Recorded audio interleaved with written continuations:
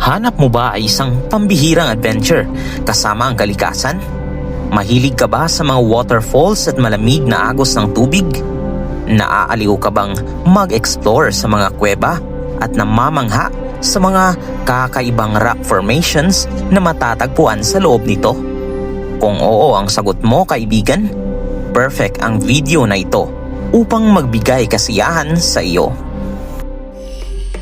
Ngayong araw kasi ay bibisitahin namin ang isang malayong barangay sa bayan ng Igbaras sa probinsya ng Iloilo upang i-feature ang ilan sa kanilang mga notable attractions na tiyakong kagigiliwan ng sino mang mahilig maghanap ng kapayapaan sa piling ng kalikasan.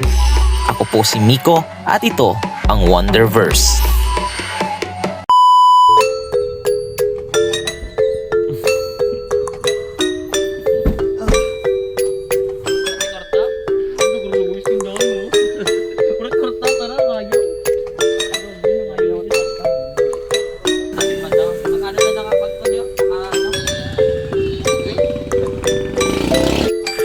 So ayan guys, kakain muna kami dahil hindi pa kami nakapag-agahan.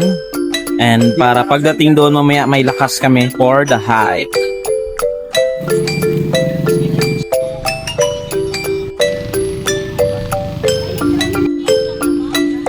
Ay, stay lang te.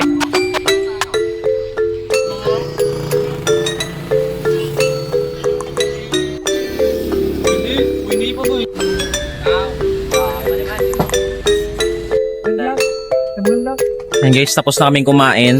So, pupunta na kami ngayon doon.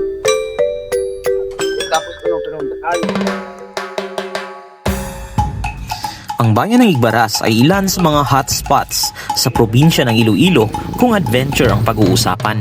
Napakaraming attractions dito na tiyak kong kukulangin ang isang linggo upang mapuntahan lahat. Kaya sa araw na ito ay pipili lang muna tayo ng medyo malalapit at madaling ma-access sa loob ng kalahating araw. Ito ay ang Iglibog Falls na notable dahil sa nakakamangha nitong taas at mga rock formations. At ang pangalawa ay ang Lapusan Cave na kung saan ma-explore mo ang isang maliit na kuweba na lagusan ng tubig papunta sa ilog. Maihahalin tulad mo rin ito sa isang underground river dahil sa lakas ng current at sa anyo nito na tila may kinukubling sikreto sa loob. Upang lubos niyong malaman ang mga ganap namin, heto at sisimulan na natin mula sa jump-off point.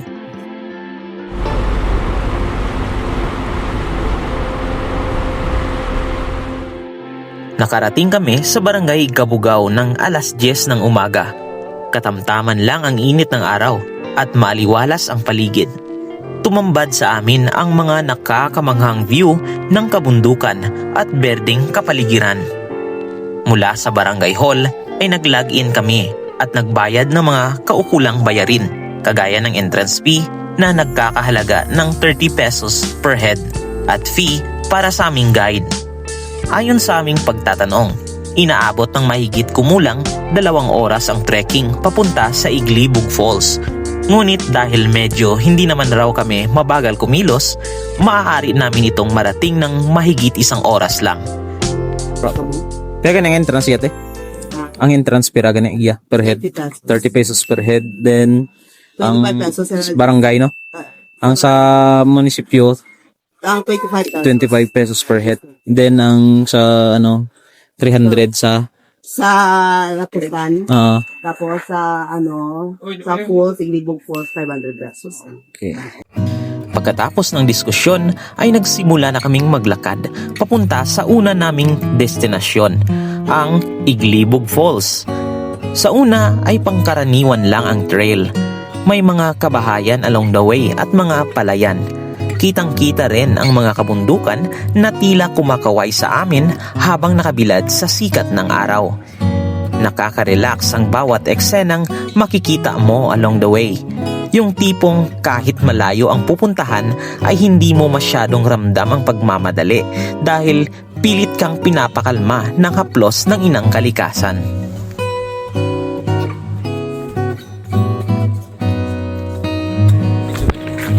Dali lang. May sa pilas?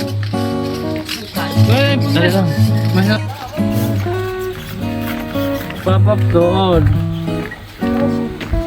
Dito. Pop up doon.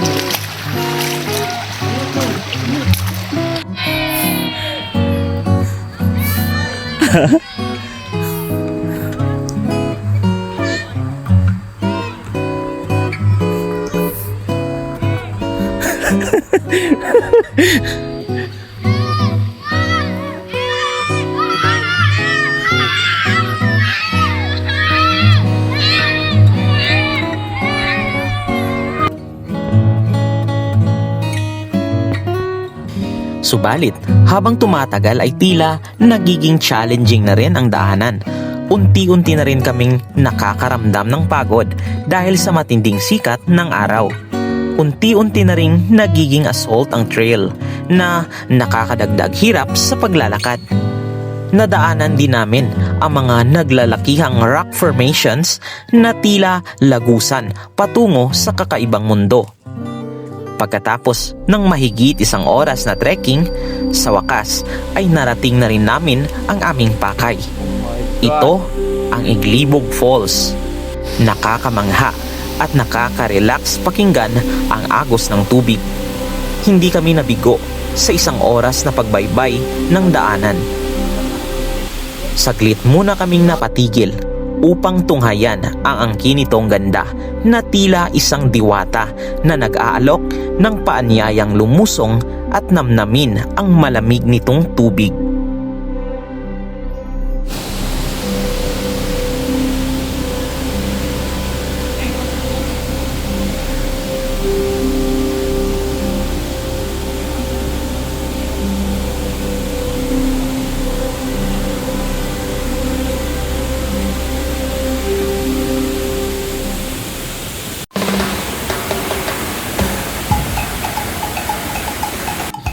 Dahil sabik na kaming maligo at dahil na rin sa init ng panahon, di na namin pinalagpas ang pagkakataong lumusong sa malamig na tubig. Naging maingat din kami sa paliligo dahil masyadong madulas ang mga batong nakapaligid sa paliguan. Kapansin-pansin din ang isang maliit na lagusan sa loob ng waterfalls. Gusto ko man itong puntahan ay di ko magawa dahil sa lakas ng agos.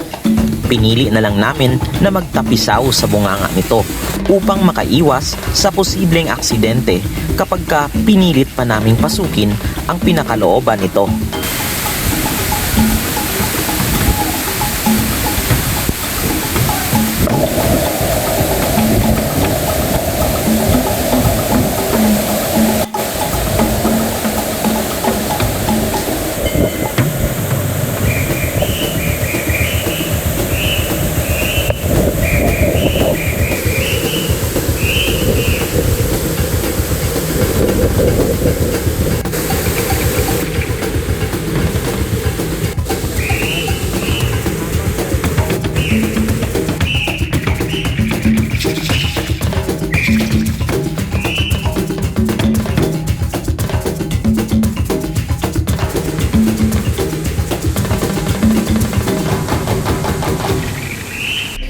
Pagkatapos magtampisaw sa malamig na tubig, ay tumungo kami ng aking kaibigan sa katapat na rock formation.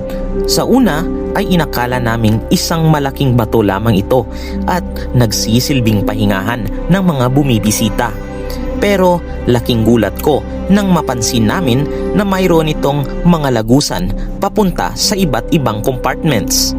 At dahil nandito na rin lang din kami at mahilig kami parehas sa mga kakaibang bagay, ay napagpasyahan naming pasukin ang ilan sa mga lagusan nito. Madulas ang mga batong kinakapitan at tinatapakan namin, subalit excited kaming makita ang mga nakatagong sikreto sa loob ng lugar na iyon. At makalipas ang ilang minutong pagbaybay sa mga lagusan, ay napag-alaman naming may kuweba pala sa looban nito. Noong una ay inakala naming maliliit lang na mga silid, pero nagkamali kami at namangha ang aming mga mata sa mga bagay na tumambad sa aming paningin. Ang loob ng kuweba ay madilim at malamig, subalit may dala kaming mga ilaw at natagpuan namin ang mga sikretong nakakubli sa loob ng inakala naming isang simpleng rock formation lamang.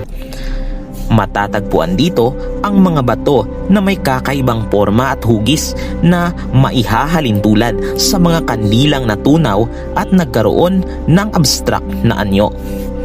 Kapansin-pansin din ang mga paniking palipad-lipad sa loob na tila nabulabog sa aming pagpasok. Binusog namin ang aming mga mata sa mga bagay na nakita namin. Kinuhanan na rin namin ito ng mga litrato at video upang maipakita sa aming mga kakilala. Pagkatapos ng ilang minuto na paglalagi sa loob ay napagpasyahan na naming lumabas sa kuweba upang makapagtanghalian na din dahil nakakaramdam na rin kami ng gutom.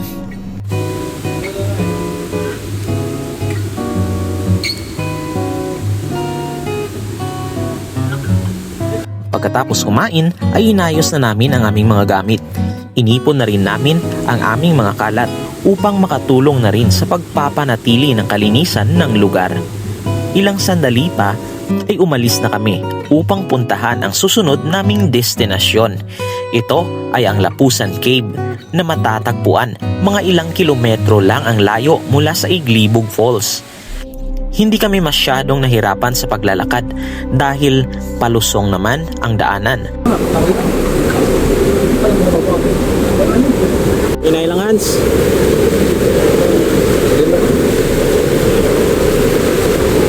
After ng kulang-kulang 30 minutes na paglalakad ay narating na namin ang kuweba. Sa labas ay sinalubong kami ng maingay ngunit nakaka-relax na agos ng tubig.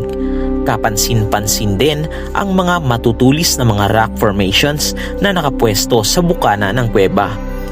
Dahil sabi kaming makita kung ano ang naghihintay sa loob, wala kaming sinayang na pagkakataon at kaagad na tinungo ang bunganga nito upang tingnan ang looban ng Lapusan Cave. Nang makapasok na kami sa loob ay namangha ako sa aking nasaksihan. Para akong pumasok sa isang kakaibang mundo na sa pelikula ko lang makikita. Malakas din ang agos ng tubig sa loob. Sa katunayan, ilang beses kong tinangkang lumangoy ngunit tinutulak lang ako ng agos papunta sa matatalim na mga bato sa gilid. Malalim din ang tubig kung kaya't naging maingat ako sa pagkapit sa mga bato upang makaiwas sa aksidente. Pagkalipas ng kalahating oras na paglalagi sa loob ng kuweba, napagpasyahan naming sa labas na lang maligo dahil hindi namin sigurado ang kaligtasan sa loob.